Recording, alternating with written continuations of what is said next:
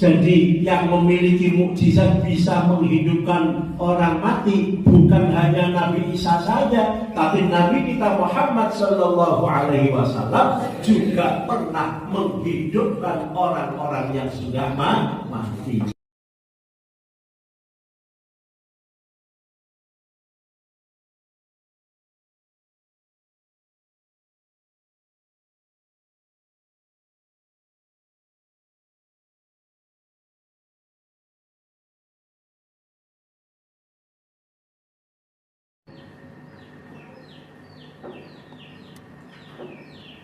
Assalamualaikum warahmatullahi wabarakatuh.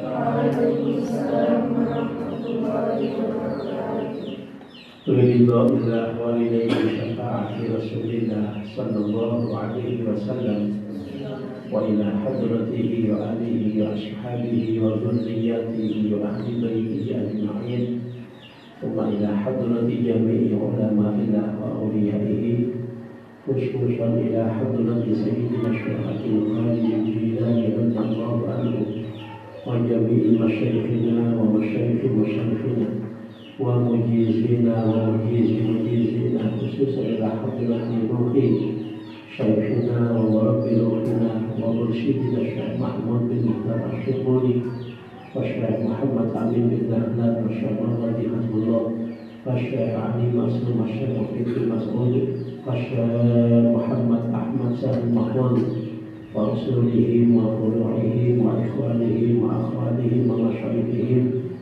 الفاتحة. أعوذ بالله من الشيطان الرجيم. بسم الله الرحمن الرحيم. الحمد لله رب العالمين الرحمن الرحيم مالك يوم الدين إياك نعبد وإياك نستعين اهدنا الصراط المستقيم صراط الذين أنعمت عليهم غير المغضوب عليهم ولا الضالين. Amin. Kita sampai halaman 33. Bismillahirrahmanirrahim. Alhamdulillahi rabbil alamin. وبه نستعين على أمور الدنيا والدين.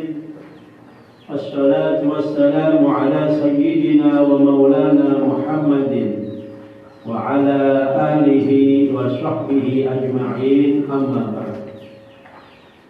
فقال المصنف رحمه الله تعالى ونفعنا به وبعلومه وأعاد علينا من بركاته Fid-darain amin ya muhibas sahirin.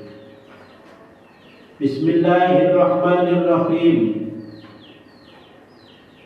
An-nawul khamisu utawi wernane syafaat kang kaping 5. Iku as-syafa'atu syafa'at fi takhfifil adabi enggalem ngringanake siksa aman saking wong yastahiku karena haki sapa man hu ing adab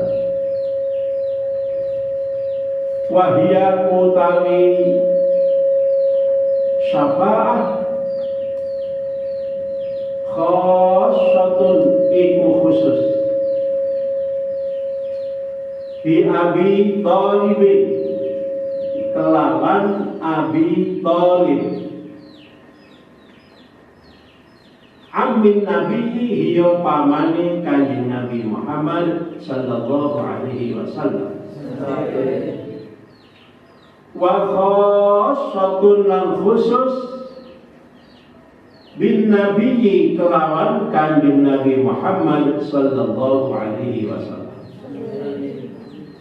Syafaat yang kelima adalah syafaat Rasulullah sallallahu alaihi wasallam untuk meringankan siksaan bagi orang-orang yang berhak mendapatkannya. Dan syafaat ini khusus diperuntukkan bagi pamannya Rasulullah Sallallahu Alaihi Wasallam, yaitu Abu Thalib, bapaknya Sayyidina Ali. Dan syafaat ini hanya khusus dimiliki oleh Rasulullah Sallallahu Alaihi Wasallam. Wa daliluha utawi dalil syafaat iku ma hadis waroda kang wis teka apa ma fi turukin ing dalem pira-pira riwayat muta'addidatin kang berbilang-bilang, kang pirang-pirang. Anna Nabiya rupane satemene Kanjeng Nabi Muhammad sallallahu alaihi wasallam kila iku diaturake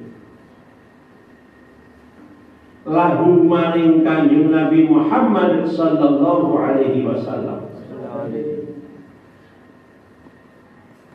apa inna Aba Thalib satemene paman Abi Thalib yahmi iku ngersa sapa Abu Thalib ka ing panjenengan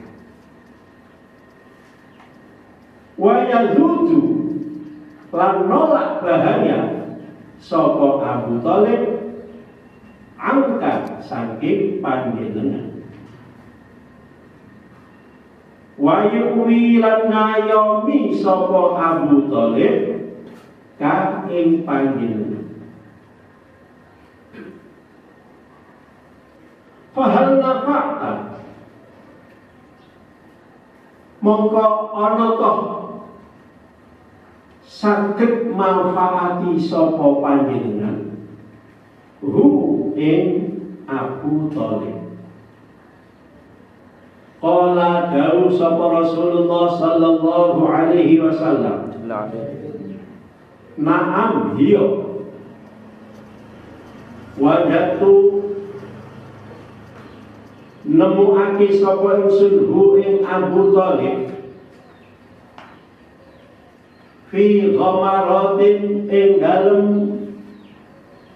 pira-pira genangan api min narin saking neraka fa akhrajtu luli ngetokake sapa ingsun hu ing paman Abu Thalib tak toke ila dokhin maring jangkalan. Jangkalan niku ya panggonan tempat sing cedhak. Ibarat segara jangkalane berarti pinggir laut.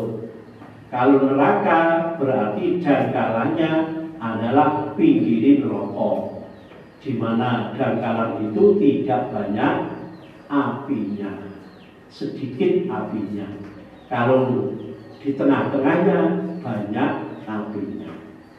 Ila dokhin maring jangkalan min narin saking neraka. Ya berikan umum mendidik. Umum itu cara Jawa, bahasa Indonesianya mendidik. Ya berikan umum minha saking nar apa dimahuhu uteke otake paman Abu Thalib. Rawahul Bukhari riwayatake hadis sapa Al-Bukhari Imam Bukhari. Pada suatu ketika Rasulullah Sallallahu Alaihi Wasallam ditanya oleh para sahabat, ya Rasul, pamanmu Abu Thalib itu orang yang benar-benar menjaga diri kalian. ngopeni dari kecil sampai dewasa, menuntun berdagang, mengarahkan yang benar. Dan pamanmu juga lah yang menolak bahaya yang akan menimpa pada dirimu ya Rasul. Kalau ada orang Quraisy mau membunuh kamu, beliaulah satu-satunya paman yang sangat melindungi dan menolak bahaya yang akan menimpa pada dirimu. Ini paman Abu Thalib. Wayuwika, dan memberikan pengayoman, memberikan perlindungan. Kamu tidak punya rumah, beliaulah yang menyempatkan, memberikan kesempatan kepada Rasulullah untuk berdomisili di rumah beliau. Faham nafatan, paman yang seperti itu kasih sayangnya kepada Rasulullah, paman yang sangat menjaga keselamatan Rasulullah.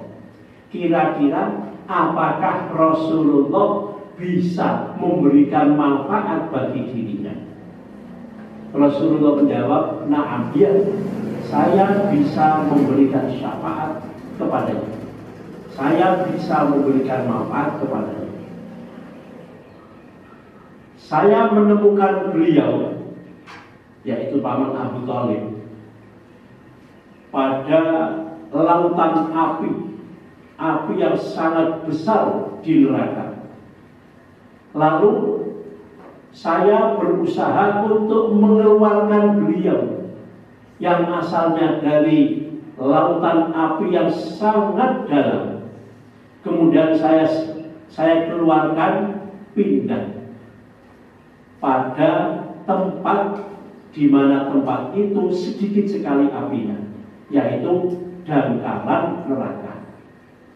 Pinggir neraka, di mana pinggir neraka itu apinya tidak terlalu banyak. Paman Abu Thalib yang asalnya berada di tengah-tengah neraka, kemudian saya pindahkan, saya keluarkan menuju tempat-tempat yang sedikit sekali api.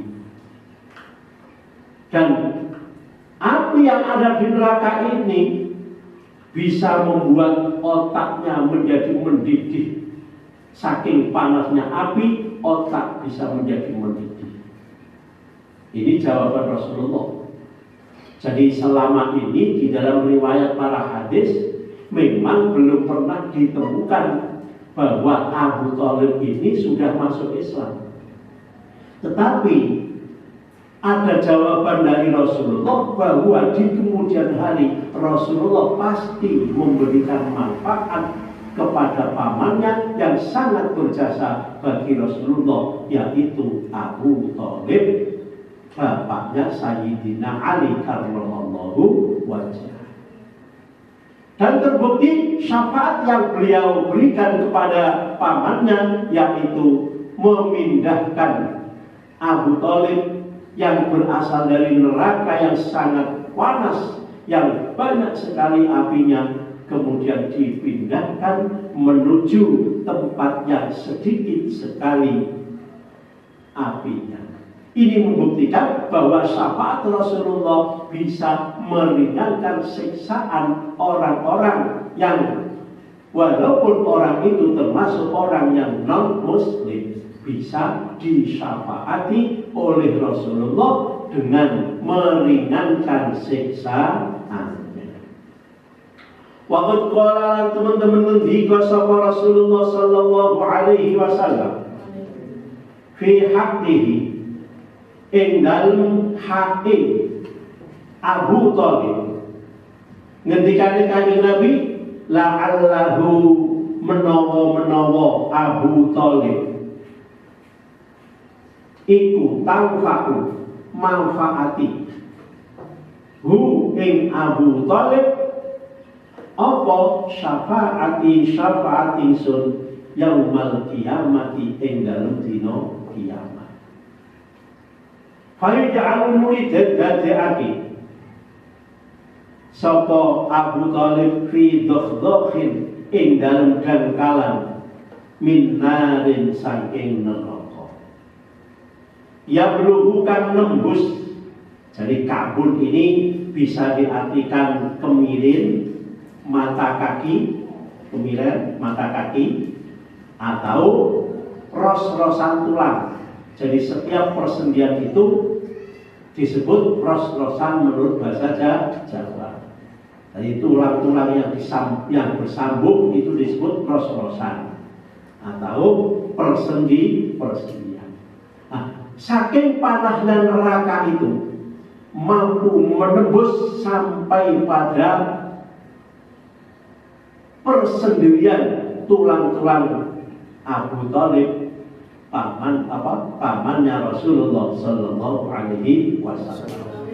Yagli kan umum minhu saking nan apa dimahuhu uteke Abu Thalib.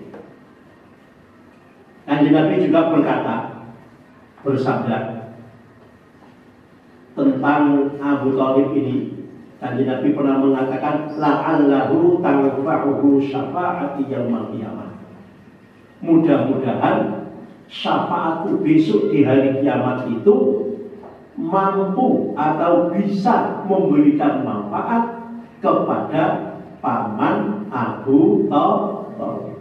Ini ungkapan Rasulullah Sallallahu Alaihi Wasallam dan dibuktikan dengan memindahkan beliau dari neraka yang paling dalam dipindahkan pada neraka yang paling dangkal, di mana neraka itu sedikit sekali apinya. Wa'lam lan ngertiya sapa sira anna fis Suhaimi ing sak temene iku tetep ing dalem kitab kang disusun dening Imam Suhaimi kang disusun dening Imam Suhaimi Anis Sya'rani saking Imam Abdul Wahab Asy-Sya'rani was-Subki lan Imam Tajuddin As-Subki wal Qurtubi lan Imam Qurtubi apa annahu sak temene kelakuan. Nah cara Jogja annahu sak temene sya'an iku bahasa Arab, maknane cara Jawa kelakuan. Mula ana sing maknani apa annahu sak temene sya'an iku dhamir sya'an. Jawa maknani apa annahu sak temene kelakuan. Iku sabata tetep apa islamuhu islame Abu Thalib inda ahli kasfi mungguwe ulama ahli kasaf. Ahli kasaf itu ulama-ulama Allah yang sudah diperlihatkan terhadap sesuatu yang gaib. Walaupun sesuatu itu belum terjadi pada saat ini, tapi ulama kasyaf diberikan kelebihan oleh Allah mampu melihatnya. Ini disebut ulama kasyaf atau ahlul mukasyafah. Nah, ulama-ulama ini bukan ulama sembarangan. Ulama yang tidak pernah melakukan dosa, sehingga dia dipercaya oleh Allah mampu melihat sesuatu yang belum pernah terjadi. Neraka, siksa neraka, walaupun saat ini belum ada yang memasukinya, tetapi ulama-ulama ahli kasyaf sudah mampu melihatnya. Inilah yang disebut dengan ulama ahli kasyaf atau ahlul mukasyafah. Jadi kalau menurut ulama ahli kasyaf, mereka sudah melihatnya bahwa Abu Thalib, walaupun di dalam riwayat hadis belum ada pernyataan tentang Islamnya atau imannya, tetapi ulama-ulama ahli kasyaf sudah melihat bahwa Abu Thalib ternyata dihukumi Islam. Abu Thalib sudah ditetapkan sebagai orang Islam. Kenapa begitu? Wa annallaha lan saktemene Allah Ta'ala Ahya iku nguripake sapa Allah. Ahya iku nguripake sapa Allah. Hu ing Abu Thalib hatta amana sehingga beriman sapa Abu Thalib bihi kelawan Kanjeng Nabi Muhammad sallallahu alaihi wasallam. Wa mata lan mati sapa Abu Thalib. Wa mata lan mati sapa Abu Thalib musliman halim beragama Islam. Hayakunu nuli ana apa ma perkara hasolakan hasil apa ma lahu kedui Abu Thalib minal azabi saking siksaan iku qabla ikhyaihi ing dalem sadurunge diuripake Abu Thalib. Iku ing dalem sadurunge diuripake Abu Thalib. Kenapa ulama-ulama ahli mukasyafah bisa melihat bahwa Abu Thalib ini sudah dinyatakan beragama Islam? Karena berkah syafaat Rasulullah sallallahu alaihi wasallam, Allah Subhanahu wa taala menghidupkan Abu Thalib lagi setelah mati yang tidak memeluk agama Islam sesuai dengan riwayat Ahlul Hadis. Tetapi setelah mati itu Allah Subhanahu wa taala menghidupkannya sehingga dia masuk agama Islam, beriman kepada Allah, beriman kepada Rasulullah, dan masuk agama Islam. Kemudian setelah masuk agama Islam benar-benar menjadi orang muslim yang kafah, orang muslim yang sempurna. Kemudian Allah mematikannya kembali. Karena itu matinya Abu Thalib, paman Rasulullah dan ayah kandungnya Sayyidina Ali ini mati dalam keadaan iman dan Islam. Semua itu karena syafaat Rasulullah sallallahu alaihi wasallam. Sebagaimana yang terjadi pada ibu kandungnya Rasulullah, bapaknya Rasulullah sallallahu alaihi wasallam. Beliau berdua mati ketika Rasulullah belum diangkat sebagai Rasul dan Nabi. Kalau bapaknya yaitu Sayyid Abdullah, beliau wafat sebelum Rasulullah lahir, berarti belum ada Nabi Muhammad, belum ada Rasulullah yang bernama Muhammad, karena Muhammad belum lahir, beliau sudah mati. Sayyidatina Aminah meninggal dunia atau wafat juga Rasulullah belum diangkat oleh Allah sebagai Rasul dan Nabi. Karena itu ketika Rasulullah sallallahu alaihi wasallam diangkat sebagai Rasul dan Nabi, beliau memohon kepada Allah agar kedua orang tuanya itu dihidupkan kembali. Dan menghidupkan orang yang sudah mati ini termasuk mukjizat Rasulullah sallallahu alaihi wasallam. Jadi yang memiliki mukjizat bisa menghidupkan orang mati bukan hanya Nabi Isa saja, tapi Nabi kita Muhammad sallallahu alaihi wasallam juga pernah menghidupkan orang-orang yang sudah mati. Termasuk diantaranya adalah Sayyid Abdullah ramanipun Kanjeng Nabi Muhammad, ibunya Kanjeng Nabi Muhammad yaitu Sayyidatina Aminah dan pamannya yang bernama Abu Thalib. Nah, ini salah satu mukjizat Kanjeng Nabi. Kemudian bapak kandungnya Rasulullah, ibu kandungnya Rasulullah setelah dihidupkan masuk agama Islam, iman kepada Allah, iman kepada Rasulullah, masuk Islam, membaca syahadat dan lain sebagainya, akhirnya menjadi orang-orang Islam yang kafir. Kemudian matinya mereka mati dalam keadaan iman dan Islam, menetapi kalimat thayyibah la ilaha illallah Muhammadur Rasulullah sallallahu alaihi wasallam. Maka dari itu jangan kita sepelekan. Apapun yang terjadi, keluarga Rasulullah pasti mendapatkan syafaat. Umatnya saja yang bukan keluarga beliau disyafaati, apalagi keluarga beliau, anak cucunya. Kita harus tetap menghormatinya dan memuliakannya. Tidak mungkin Rasulullah akan tega kepada anak cucunya.